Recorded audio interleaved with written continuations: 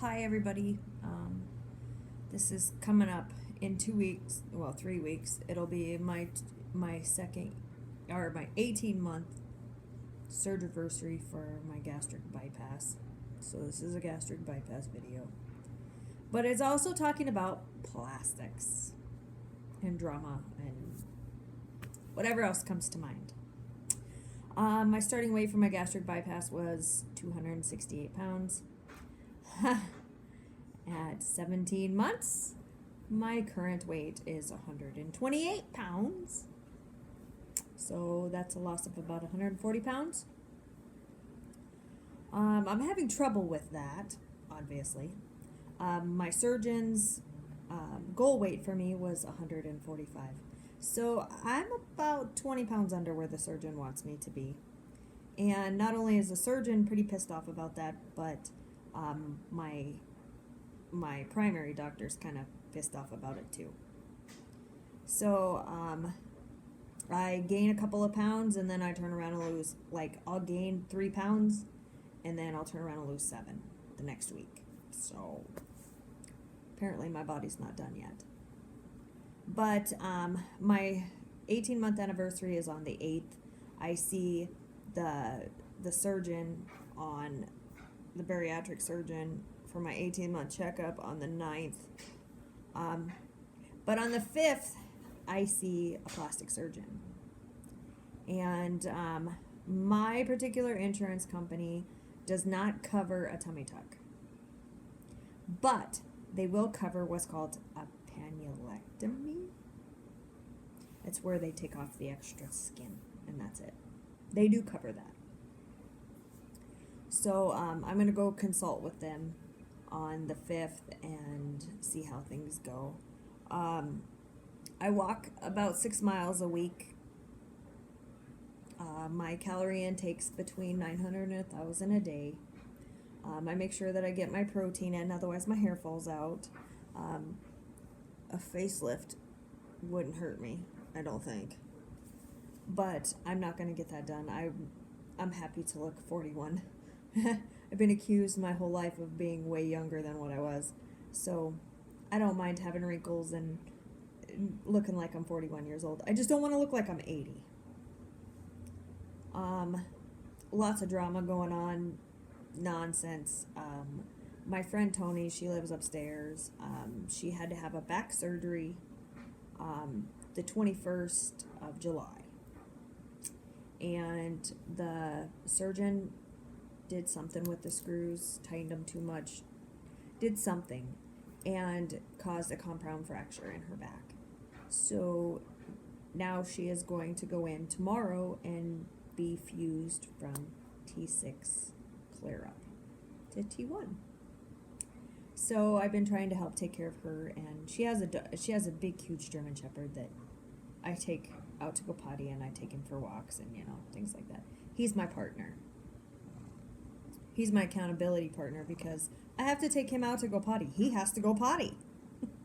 So, and that's really helped.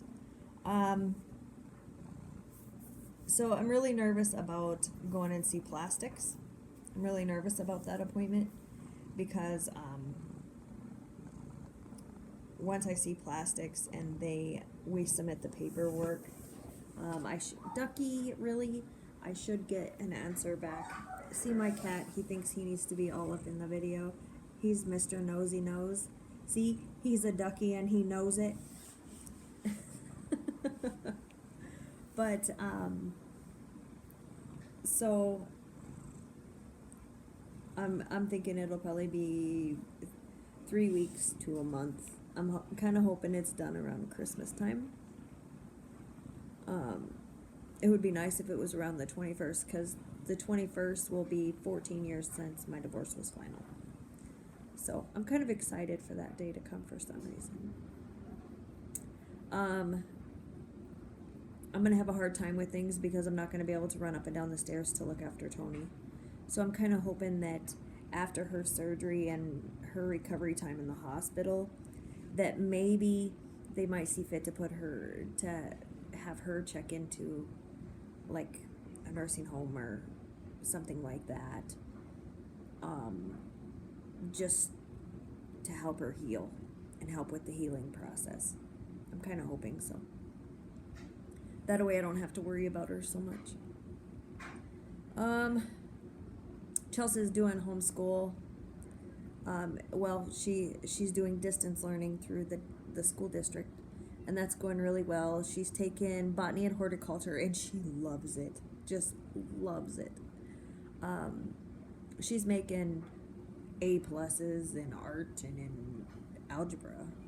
I never thought that was possible, but she's been doing really, really good. She's having a hard time with the whole crucible thing, because they're doing the crucible right now in her English class for this semester. So she's having a really hard time with it. She doesn't like it, doesn't agree with it, doesn't want nothing to do with it, has trouble even understanding what it's all about. So I got on the internet and I found the play version and we downloaded that, but she's having trouble with the quizzes. And I think it's because she's in a hurry. And she's hurrying through things and not reading and not, she's not doing her thing. What else? As far as my dating life, that's hit and miss. There's 5 people that I have been talking to, texting with, whatever. There's one that lives in my building though, and the only thing that stops me is the fact that he is 32 years old and my oldest daughter is 30. And I would totally tear him up though if I could. But he's made hints at me or whatever, and he flirts with me all the time. But he'll step on my line and then turn tail and run. And it annoys the piss right out of me. And I'll text with him, and then he ignores me. And I hate being ignored. Oh, I just hate it. But he's cute though. He is really, really cute. And he knows his shit don't stink. I swear he does. In the last 6 months, something's come up that I'm fighting again. Not so much alcohol, although last week I had 4 beers. 4, not really beer, but twisted iced teas. I had 4 of those, and I was hammered, annihilated. But I drank 4. And I didn't drive or nothing like that because I know better. But another thing has come up, and that's been tobacco. Tobacco's come back up. And I'm having a hard time kicking it. I'll go outside and smoke. I don't even smoke in the house. When I lived up north, I smoked in the house. Even when I lived here for the first year I lived here, I went out and sat in my car in the garage and smoked. But here I have to straight up go outside. And during the summer, it was a harder thing to kick because that was my outside time, that was my alone time, whatever. Well, now that winter's coming, I need to get this habit kicked because I'll be damned if my 130-pound ass is going to be sitting outside smoking when it's freaking 20 below. That ain't gonna happen. So I'm working on kicking it again. Chelsea makes me giggle every day. That little turkey butt. It snowed the other day. We had 2.5 inches of snow on the ground. And I told her, I said, well, me and Renegade are gonna go outside and we're gonna go dance in the snowbank. And she told me, she says, Mom, don't fall on your scrawny ass. And I went, excuse me? She goes, yeah, I said, don't fall on your ass, Mom. And I told her, I said, you better watch your mouth. I heard what you really said. I've never been called scrawny before. Never been called skinny either. And that's been going on quite a lot. People are looking at me differently. Rather than having an intellectual conversation with me and an intelligent conversation with me, there are men that their first reaction is, oh my God, you're so beautiful, you're so hot, you're this, you're that. I don't want to hear that. I'm just the girl next door. I'm easygoing. I like to laugh. I'm learning how to have fun. I'm learning how to be an adult and how to socialize and all that kind of stuff. And that's really, really nice and all, but I miss having a partner.